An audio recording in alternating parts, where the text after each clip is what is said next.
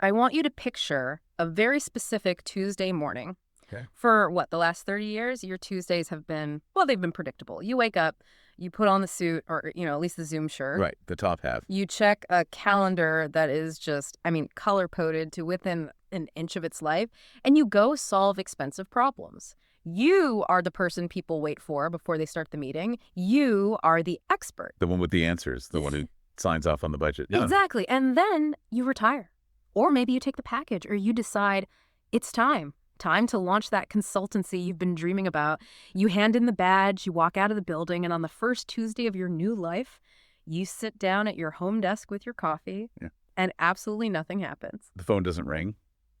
The inbox is empty. It's the loudest silence in the world. It is terrifying, and that is exactly where we are starting today. We are doing a deep dive into a very specific set of field notes from Curt Roose's Retirepreneur platform. And this isn't your standard how to start a business advice for like a 20-something. No, not at all. This is a survival guide specifically for that corporate veteran, someone aged 55 plus, who is trying to bridge that gap between executive and entrepreneur. And we really need to make that distinction clear right away. I mean, the advice you give a 25-year-old who is, broke and hungry is radically different from the advice you give a 55-year-old who has a net worth, a reputation, and 30 years of experience, but who has suddenly become professionally invisible. That invisibility is the kicker. Roese identifies this core conflict in the source material that I think is just brilliant. Yeah. She says the problem isn't that you've lost your relevance. The problem is that you've lost your scaffold. That metaphor. Yeah. It's the key to understanding this entire transition. Just think about your corporate life. You were surrounded by this massive invisible infrastructure. Right. You had a title that demanded respect before you even opened your mouth. You had a marketing department, IT support, you had colleagues to bounce ideas off of.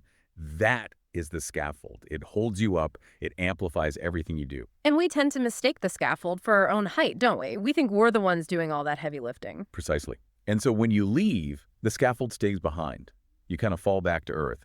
And the mistake most retirepreneurs make is they try to build the penthouse, the client work, the fun stuff, without pouring a new foundation first. They're trying to operate with the same swagger they had as a VP, but without any of the support. And they inevitably hit a wall. So today we're going to walk through what Roese calls the 4 foundations. These are the pillars you have to build yourself to replace that corporate scaffold.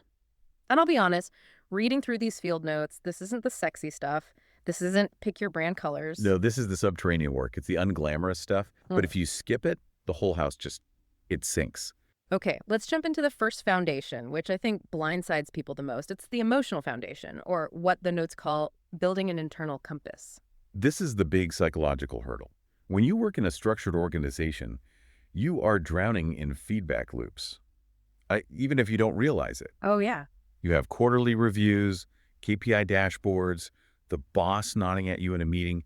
You are constantly being told you are on track, you are safe. It's external validation on tap. You don't even have to ask for it. It's just in the air. Exactly. Now, cut to that quiet Tuesday morning in your home office. You have to make a decision, say, choosing a niche for your new business. You make the call at 9 a.m. By 11 a.m., the doubt creeps in. Is this right? Did I make a mistake? Am I wasting my time? Exactly. You look around for someone to validate the decision, and there is nobody there. The source material calls this the "am I doing this right" trap. And I feel like the natural instinct for an executive is to solve it with money. I'll just hire a business coach. I'll hire someone to tell me what to do. And Roese argues that is actually a trap, at least in the very beginning. If you immediately hire a coach to give you that gold star, you are just replicating the employee-employer dynamic. You're just paying for a temporary boss. You're outsourcing your confidence. You're not actually building an entrepreneurial mindset. So if we can't hire a boss and we can't ask a colleague, how do we fix the anxiety? Because just trust your gut is, frankly, terrible advice when you're freaking out. Well, you have to build a self-coaching framework.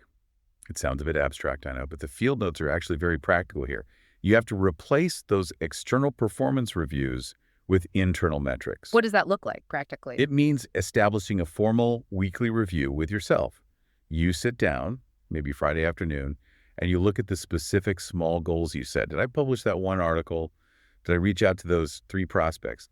If the answer is yes, you have to train your brain to accept your own validation as sufficient. You have to shift the internal monologue from "is this right" to "is this working?" That's it. That shift is everything. It's a subtle shift, but it feels so important. Is this right? Sounds like a student asking a teacher for a grade. Exactly. It's a plea for permission. It implies there's a correct answer held by some authority figure. Is this working? Is a scientist's question. An experiment. It's an experiment. If it's not working, you adjust the variables. You don't panic, you pivot. And that scientist mindset is the only thing that survives the silence. Without it, the source says you'll burn out from decision fatigue within 6 months because you're second-guessing every single email. You become your own bottleneck. Correct. Okay, so let's say we've steadied the ship emotionally, we've got our internal compass, we sit down to actually do the work, Yeah. and we smack right into the second wall, the skills gap. Or as Roese calls it, the paradox of competence. And I love this term because it perfectly captures the frustration. You might know how to navigate a $500 million merger. You can read a P&L blindfolded. Yeah. But you can't figure out how to edit a simple video. Or get the PDF to download from your website. Right.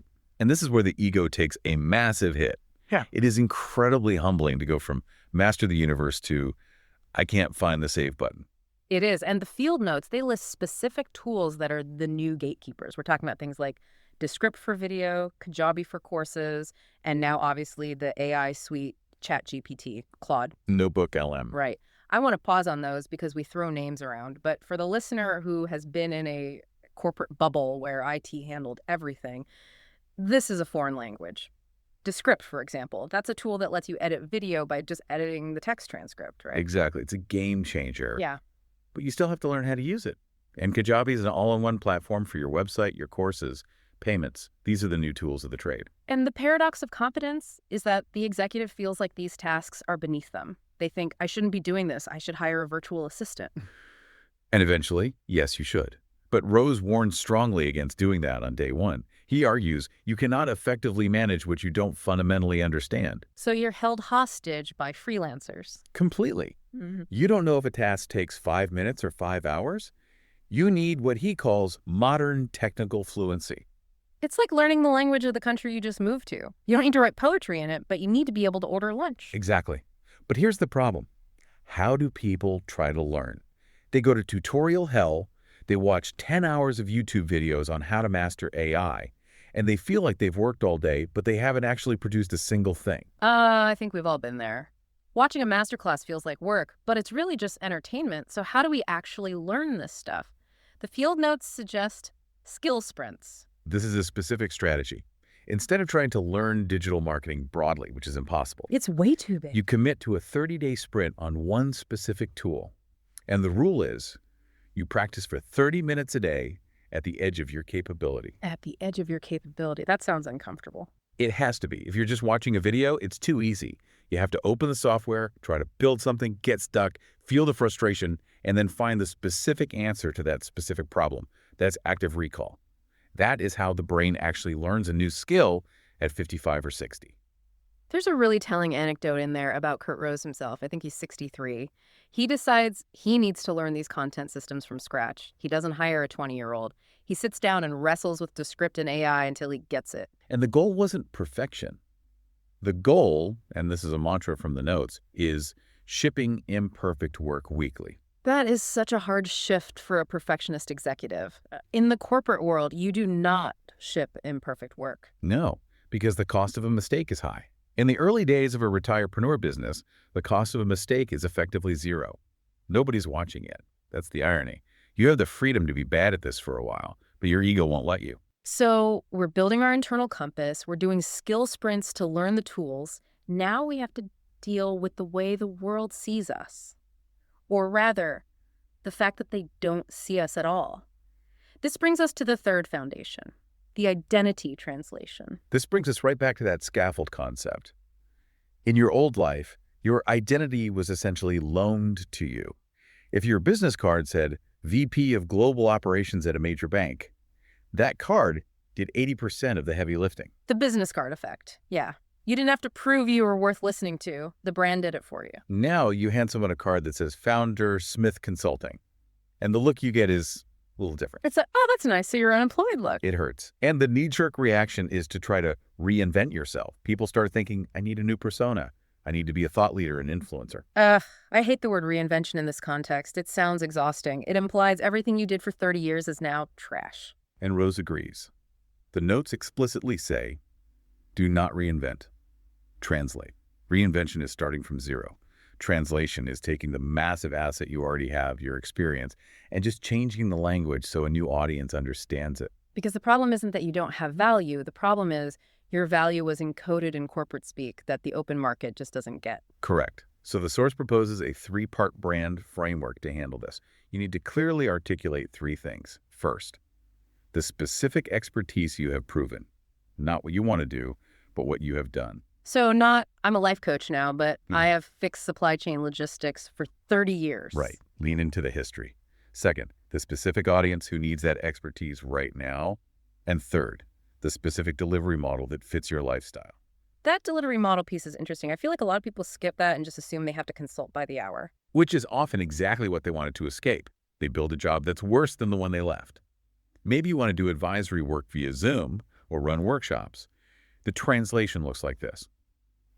I used to solve problem X for a big company as a VP. Now I solve problem X for mid-sized companies as a fractional advisor. It's a clean equation. The value is the same, just the wrapper changes. And when you frame it that way, you aren't a newbie entrepreneur. You are a veteran expert delivering value in a new package. It preserves your status. Okay, so we have the foundation, the skills, the translated identity. Now for the final piece, the one that actually gets business through the door, the visibility strategy. The part everyone dreads. Do I have to dance on TikTok? Please tell me the answer is no. The answer is a hard no. And this is where the Retirepreneur actually has a massive advantage over the 25-year-old creator. The source distinguishes between volume and pattern recognition. Break that down for us. Young creators rely on volume. They post 5 times a day, they chase trends, they try to go viral. They have to because they don't have deep expertise yet. They're figuring it out as they go. But if you have been in an industry for 30 years, you possess pattern recognition. You've seen the movie before? 1,000 times. You know exactly where a project is going to fail before it starts. You know the 3 questions every client asks. Roese argues that is your content strategy. You don't need to be creative. You just need to document the answers to the questions you've been answering for decades. That is so much lower pressure. You aren't trying to be entertaining. You're being helpful, documenting solutions. And that content has a weight to it. When a veteran explains a complex problem simply, it just resonates differently, cuts through the noise. But we still have the logistical problem. I mean, even if the content is in your head, getting it out takes time. Yeah. And let's be honest, these people retired to have more time, not to become a full-time media company. This is my favorite tactical takeaway from the field notes. Roese proposes a system called the Monday assembly line. I love a good system. Walk us through it. The idea is to stop trying to do social media every single day. That's a recipe for burnout. Instead, you block out one morning a week, say Monday from 8 a.m. to noon. That is your factory time. 4 hours. That's it. In that block, you create one core piece of content, a deep dive. Maybe it's a 1,000-word article or a podcast recording like this one. You put all your energy into that one substantial thing. Okay, but 1 article a week doesn't seem like enough to stay visible. But that's where the skill sprints we talked about come in. You use those modern tools, AI, Descript to slice that one piece of content into 7 or 8 different assets. The turkey dinner strategy. You make the big bird, then you have sandwiches for a week. Exactly. You feed the transcript of your video into ChatGPT and ask it to write 3 LinkedIn posts and a newsletter intro. You use Descript to clip 3 60-second highlights from the video. Suddenly, that one morning of deep work populates your entire week. And the psychological benefit there is huge. You wake up on Wednesday, you don't have to think, what do I say today? It's already done. You're free. You can go play golf, work with a client, do nothing. You aren't a slave to the machine. And what's the goal here? Is it millions of followers? Because I feel like people get hung up on those vanity metrics. No, and this is critical. For the Retirepreneur, viral is a vanity metric. It's useless. Yep. The only metric that matters is pre-sold. The win is when a prospect gets on a Zoom call and says, I've been reading your stuff. I like how you think. Can you help us? You're closing the credibility gap before you even enter the room. You are rebuilding the scaffold. Yeah. In the corporate world, the title did the vetting. In the new world, Your content does the vetting. It's really a complete ecosystem. I want to recap these because they fit together so well. First, the emotional foundation. Build an internal compass so you don't need a boss. Right. Second, the skills gap. Use sprints to get fluent in modern tools. So you're not helpless. Third, the identity translation. Repackage your experience. Don't try to reinvent yourself. And fourth, the visibility strategy. Use that Monday assembly line to share your wisdom without burning out. That's the blueprint. And again, these are from the Field Notes series. Roese put these together as comprehensive guides decks, audio, PDFs, specifically because he saw so many smart people failing. They were buying the tactics, the funnels, the ads, but ignoring these foundations. It's the difference between buying a fast car and learning how to drive. Or building a fast car in a swamp. Yeah. If you don't have the foundation, the tactical stuff doesn't just fail. It accelerates the failure. You just lose money faster. This whole discussion really reframes the Retirepreneur journey for me. It's not a hobby, it's a reconstruction project. It is. And it's arguably the most rewarding work you'll do. When you were in corporate, this scaffold was provided, but it was also a cage. It defined how high you could go.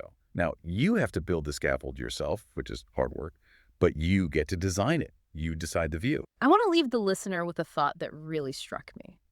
We talked about how jarring it is when that corporate support system just vanishes.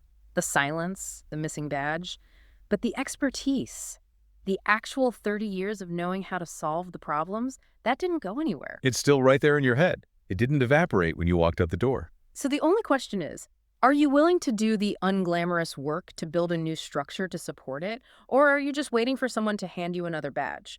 Because one leads to independence and the other just leads to another job. And at this stage of life, freedom is usually the point. Couldn't agree more. Thanks for walking us through this today. My pleasure. We'll catch you on the next Peep Dive.